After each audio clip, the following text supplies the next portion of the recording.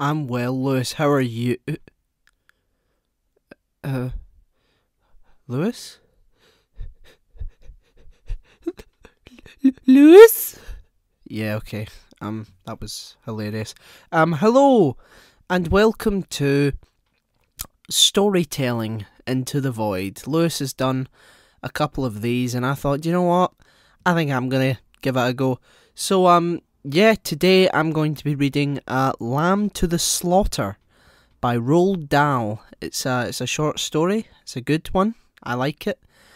And I'll give a little analysis at the end of this part, and the next part will be out on Sunday.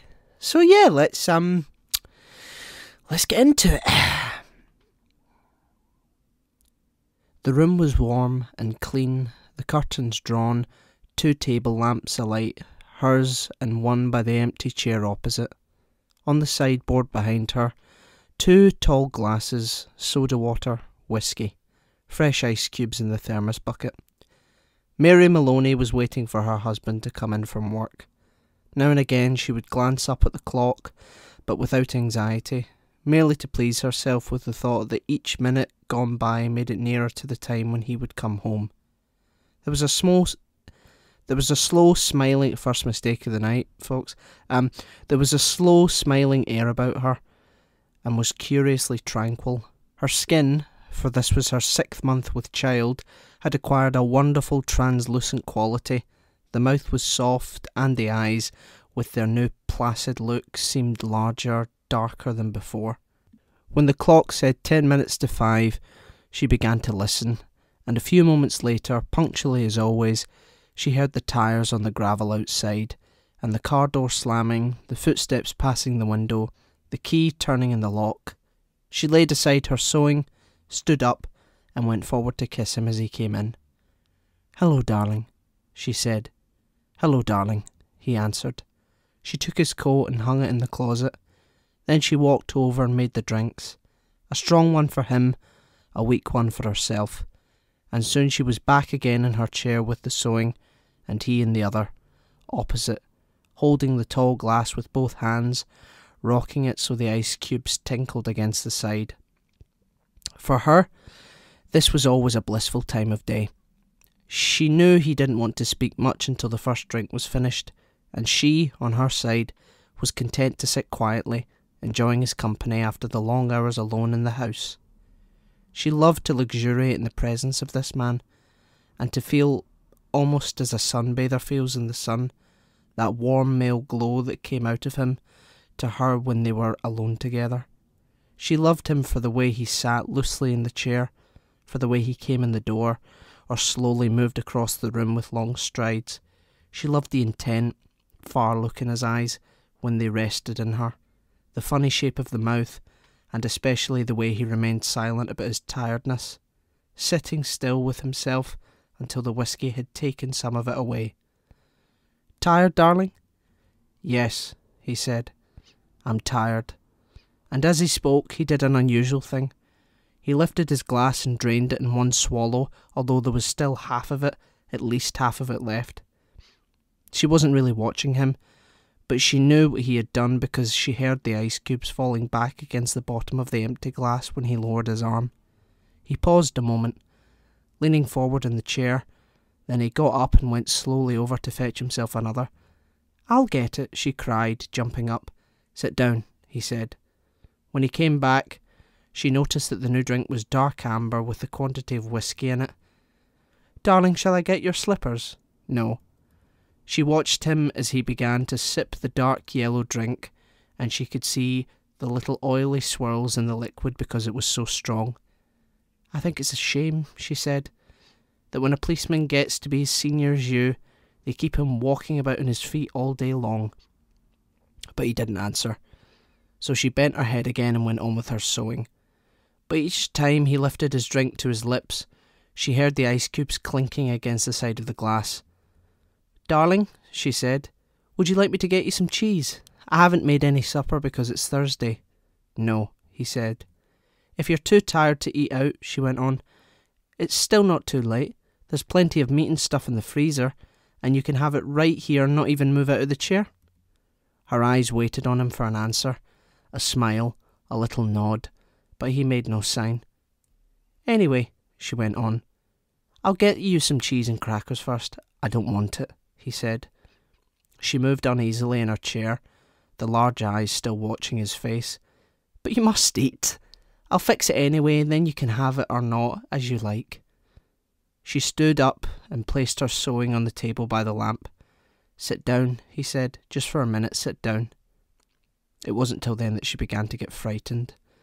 "Go on," he said. "Sit down." She lowered herself back slowly into the chair, watching him all the time with those large, bewildered eyes. He had finished the second drink and was staring down into the glass, frowning. "Listen," he said. "I've got something to tell you." "What is it, darling? What's the matter?" He had now become absolutely motionless, and he kept his head down so that the light from the lamp beside him fell across the upper part of his face, leaving the chin and mouth in shadow. She noticed there was a little muscle moving near the corner of his left eye. "This is going to be a bit of a shock to you, I'm afraid," he said. "But I've thought about it a good deal, and I've decided the only thing to do is tell you right away. I hope you don't blame me too much." And he told her. It didn't take long, 4 or 5 minutes at most, and she sat very still through it all, watching him with a kind of dazed horror as he went further and further away from her with each word. "So there it is," he added. "And I know it's kind of a bad time to be telling you, but there simply wasn't any other way. Of course I'll give you money and see that you're looked after, but there needn't be really any fuss. I hope not anyway. It wouldn't be very good for my job." Her first instinct was not to believe any of it, to reject it all. It occurred to her that perhaps he hadn't even spoken, that she herself had imagined the whole thing. Maybe if she went about her business and acted as though she hadn't been listening, then later when she woke up again, she might find none of it had ever happened. "I'll get the supper," she managed to whisper, and this time he didn't stop her. When she walked across the room, she couldn't feel her feet touching the floor. She couldn't feel anything at all, except a slight nausea and a desire to vomit. Everything was automatic now. Down the steps to the cellar, the light switch, the deep freeze, the hand inside the cabinet taking hold of the first object it met. She lifted it out and looked at it. It was wrapped in paper, so she took off the paper and looked at it again. A leg of lamb. All right then. They would have lamb for supper. She carried it upstairs, holding the thin bone end of it with both her hands, and as she went through the living room she saw him standing over by the window with his back to her, and she stopped. "For God's sake," he said, hearing her but not turning around, "don't make supper for me, I'm going out." At that point, Mary Maloney simply walked up behind him, and without any pause, she swung the big frozen leg of lamb high in the air and brought it down as hard as she could in the back of his head. She might as well have hit him with a steel club. She stepped back a pace, waiting, and the funny thing was that he remained standing there for at least 4 or 5 seconds, gently swaying. Then he crashed to the carpet. The violence of the crash, the noise, the small table overturning, helped bring her out of her shock. She came out slowly, feeling cold and surprised, and she stood for a while, blinking at the body, still holding the ridiculous piece of meat with both hands. "All right," she told herself. "So I've killed him."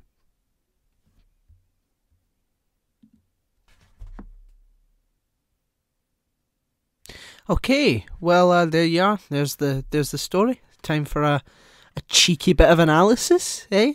When I first read this story, it was I was in high school, and I noticed when I was reading it how calm everything is, right up until when she actually kills him. Everything seems very sort of matter of fact, as if it's all normal. She's sitting there sewing. He comes in and just sort of explains that he doesn't want to be with her anymore. And her first instinct is to get up and make dinner and just pretend that it doesn't happen. I mean, even when she kills him, it's like, oh, all right, okay, so I've killed him. What's next? It's very sort of matter of fact, and it's very creepy. And for that reason, because it seems so sort of calm and normal, you really don't see the death coming, you know? And I remember when I was reading it in high school, I was absolutely shocked at she just straight up kills him. It almost seems like she's in like complete denial of the sort of, it doesn't sound like a very sort of healthy relationship, and I think it just reached his boiling point. What it actually reminds me of is like almost like a sort of partnership that's been broken, like a sort of contract that's been broken. At the beginning, there's these. Hold on, I'll get it up because there's actually reference to it. There's these little references to like two of everything. So let me get to the top. The room was warm, like the two table lamps alight, hers and one by the empty chair opposite. His chair's empty. There's two chairs, two tall glasses. There's like two of everything at the start, and she's in her chair and his chair is empty, sort of foreshadowing the sort of breaking of the partnership that they're in. I don't know what time period this is like set in, but it really just sort of like reminds me of like the sort of oppressive sort of housewifey nature of the past 20th century. It's very sort of, because of how normal it is, it makes it a lot creepier. What also strikes me is how early the killing takes place. That's like I could have stopped it like a bit later on, but like the killing is really the place to stop. We get some like foreshadowing, like Mary's obviously with child. How's that gonna, come into play? She said that a man as high up in the police as you, so she's probably gonna have dealings with the police at some point about this, and ultimately it's gonna be about how is Mary gonna get out of this, and if she does get out of it at all. I think that's why the killing takes place on like page 4. It is because it's really quite thrilling to imagine all the sort of ways that she could try and get out of this, and I'm really excited to see how that goes. What I also really like is how Dahl is able to completely frame it to be on Mary's side. We start off the story with Mary. The title "Lamb to the Slaughter," because of our own sort of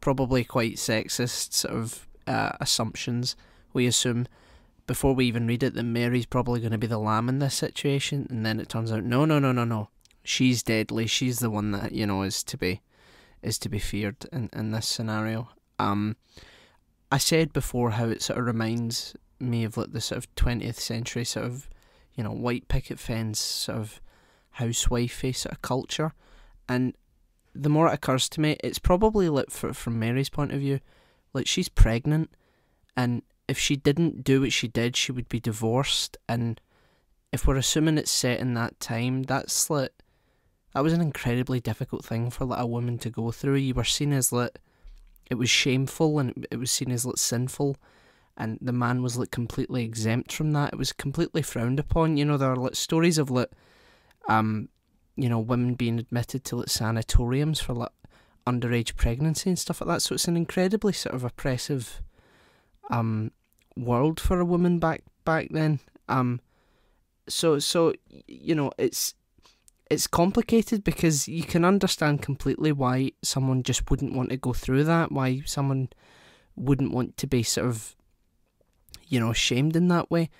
And if her husband's like with the police, she'll probably get more protection if he's like dead, rather than let her just sort of being cast out and he just gets to carry on with his life. So like Dahl has got a really interesting way of like that we're on Mary's side with this, even though she's killed a man. It's very interesting. The long sentences, there's a lot of like I'll read out again, because there's so many, there's a lot of lists, and I don't know if this is like even like relevant. I'll read one of them out.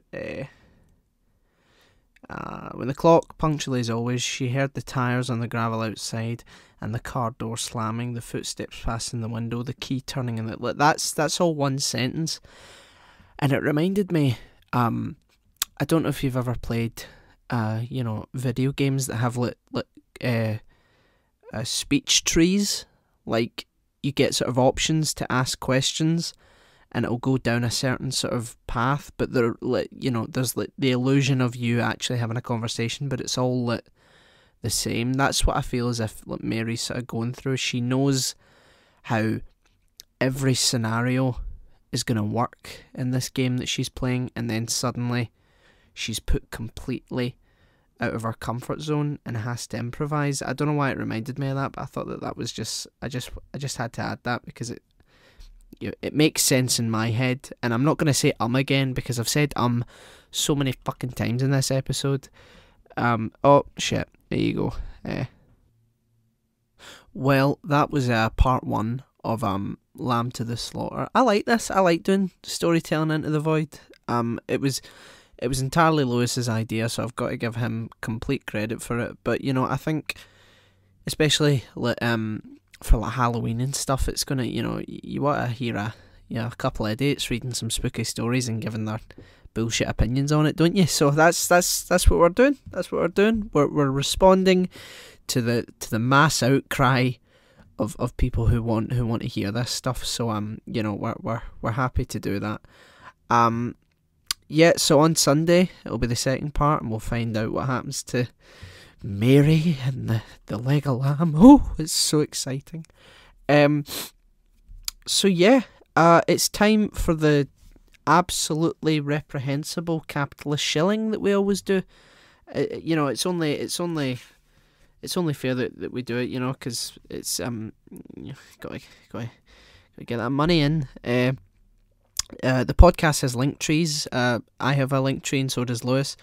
It's linktr.ee /Lewis_Brindley for Lewis, /O'Hiram for myself, and /Shouting Into the Void all together for the podcast. We also have a PayPal donate button, so anything you can spare, anything at all, would be greatly appreciated. You can hear me shuffling about with paper and stuff. We also have a Patreon, and we take the opportunity every week to thank our wonderful, wonderful patrons. Chloe, thank you. That's me doing those. Darius, thank you. Sophie, thank you. Peter, thank you. Aditya, thank you. Richard, thank you. Natalie, thank you. And Dougie, thank you, one and all. You keep the lights on here. You keep us going, and we couldn't make this show without you, so thank you very much.